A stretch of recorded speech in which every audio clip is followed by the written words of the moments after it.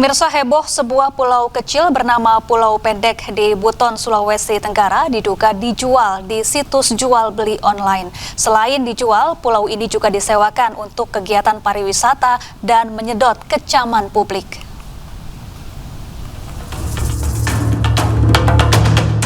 Sebuah pulau kecil bernama Pulau Pendek di Kabupaten Buton, Sulawesi Tenggara terpampang di sebuah website.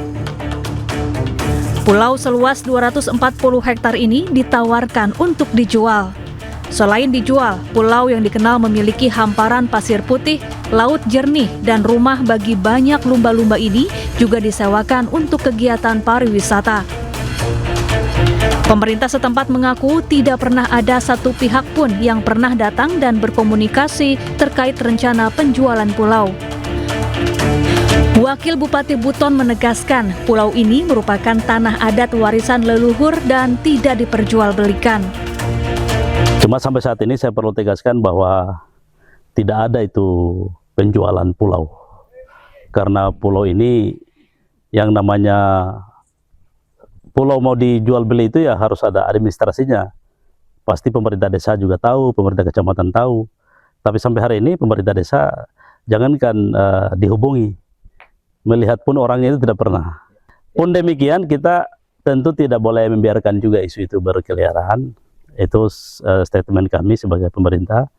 Ini tentu tidak boleh terjadi karena ini adalah aset yang ada di pemerintah Kabupaten Buton.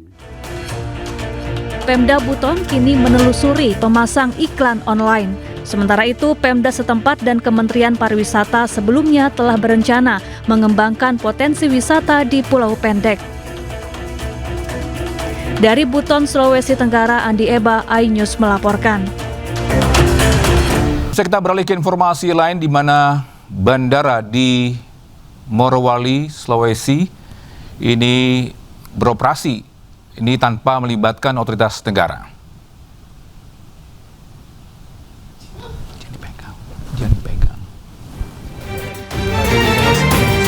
Satuan Tugas Penertiban Kawasan Hutan Satgas PKH menemukan bandara yang beroperasi di kawasan PT IMIP, Kabupaten Morowali, Sulawesi Tengah. PKH dalam Instagramnya mengungkapkan bandara ini beroperasi tanpa ada otoritas negara seperti bea cukai hingga imigrasi. Seluruh kru yang berada di bandara PT IMIP bukan merupakan otoritas negara. Meski bandara ini dibangun dari dana sendiri, Satgas PKH menekankan negara memiliki aturan yang harus ditaati.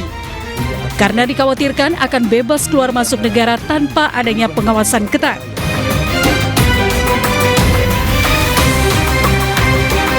Dugaan adanya bandara tanpa otoritas negara diungkap Menteri Pertahanan Syafri Samsudin saat melakukan peninjauan intensif di Morowali, Sulawesi Tengah dalam rangka simulasi pertahanan terintegrasi TNI. Bandara yang tidak memiliki perangkat negara yang bertugas di dalam bandara tersebut.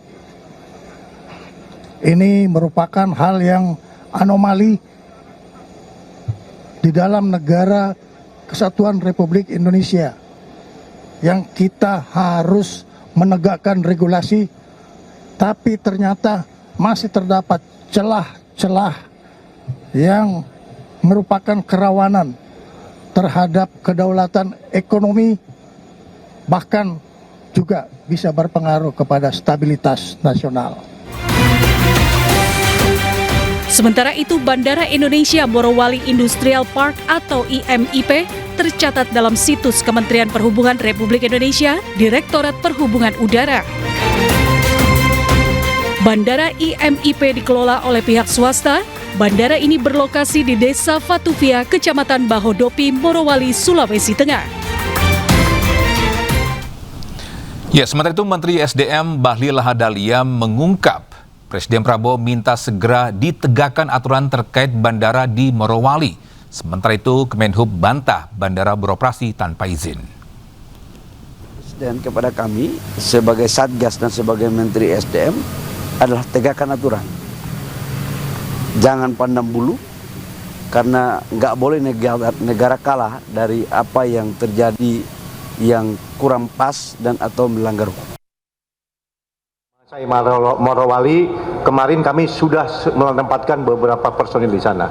Dari Bea Cukai, dari kepolisian, dari Kementerian Perhubungan sendiri sudah ada dirjen otoritas bandara ke sana, termasuk hewan dan lain-lain. Jadi kami sudah turun ke sana, Pak. Terdaftar, nggak mungkin. Pemirsa, Direktur Jenderal Administrasi Hukum Umum Kementerian Hukum menjadi salah satu narasumber iNews Media Group Campus Connect 2025 di Universitas Tarumanegara, Jakarta. Ditjen AHU terus memperkuat komitmennya dalam mewujudkan tata kelola perusahaan yang transparan dan akuntabel.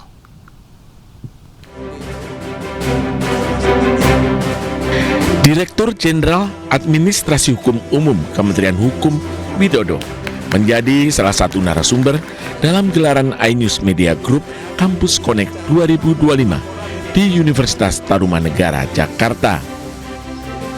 Salah satu topik yang dibahas yakni kebijakan beneficial ownership atau pemilik manfaat. Hal ini menjadi langkah strategis dalam mendukung upaya nasional untuk mencegah tindak pidana pencucian uang serta praktik korupsi yang tersembunyi di balik kepemilikan perusahaan, sehingga negara bisa menelusuri siapa sosok di balik setiap aktivitas ekonomi yang berpotensi merugikan negara. Ditjen AHU juga berperan aktif melakukan pendampingan dan sosialisasi kepada notaris dan pelaku usaha hingga masyarakat luas mengenai pentingnya pelaporan beneficial ownership. Kita berupaya segala macam, termasuk diantaranya kita juga membatasi dan mengendalikan ruang gerak dari para pihak yang memiliki etikat buruk untuk melakukan pencucian terhadap uang yang dimilikinya yang bersumber dari hal-hal yang sifatnya ilegal tadi. Nah, salah satunya yang sering diantisipasi oleh lembaga-lembaga internasional dan juga oleh kita setelah kita berkomitmen untuk bergabung dalam komitmen FATF itu adalah melalui dunia korporasi. Karena itu maka korporasi yang selama ini mungkin banyak pemilik saham nomine yang tidak jelas, atau kemudian ada juga pemilik manfaat atau beneficial owner-nya yang tercatat tapi bukan dia yang sesungguhnya gitu ya. Nah, tentu ini akan kita terus tertibkan.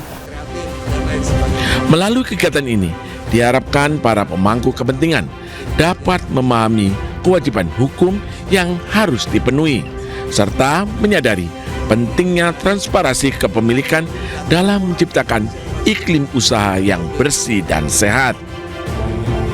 Dari Jakarta, Anissa Rizkia, Andri Setiawan, iNews melaporkan. Saatnya Gen Z tentukan arah. Siap bersuara? Dialog inspiratif bersama narasumber terkemuka. Audisi calon jurnalis muda iNews. Live stage performance musisi tanah air. Dimeriahkan oleh, dipandu oleh. Jangan lewatkan iNews Media Group Campus Connect, Connecting Ideas, Inspiring Future.